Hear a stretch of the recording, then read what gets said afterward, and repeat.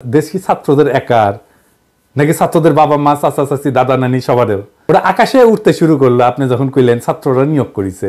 তারপরে ছাত্ররা সচিবালয়ে গিয়া ব্যুরোক্র্যাটদের শেখাইতে শুরু করলো, রাষ্ট্র পরিচালনা শেখাইতে শুরু করলো। হাসনা তার সার্ভিস গাড়ি নিয়ে ঘুরে, এটা নাকি বড় ভাইরা দেয়, মেলা বড় ভাই, বড় লোক বড় ভাই। বাহ কি মজা!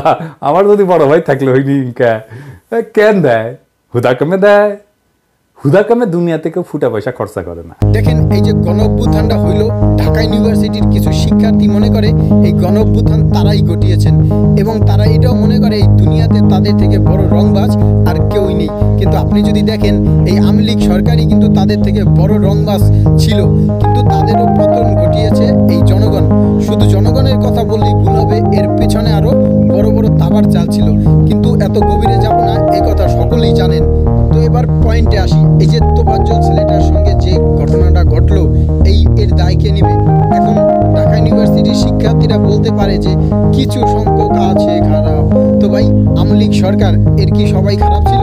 সবাই খারাপ ছিল না, এরও কিছু সংখ্যক খারাপ ছিল।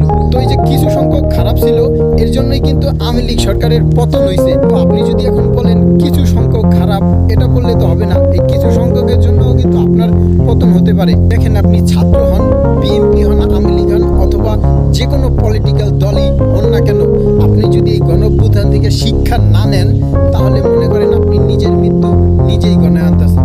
দেখেন আমরা তো আয়নাঘর হাওয়া ভবনের কথা জানি, কিন্তু দেশে এখন যেটা দেখতে পাচ্ছি সেটা তো আয়নাঘর হাওয়া ভবনের থেকে বেশি ভয়ঙ্কর।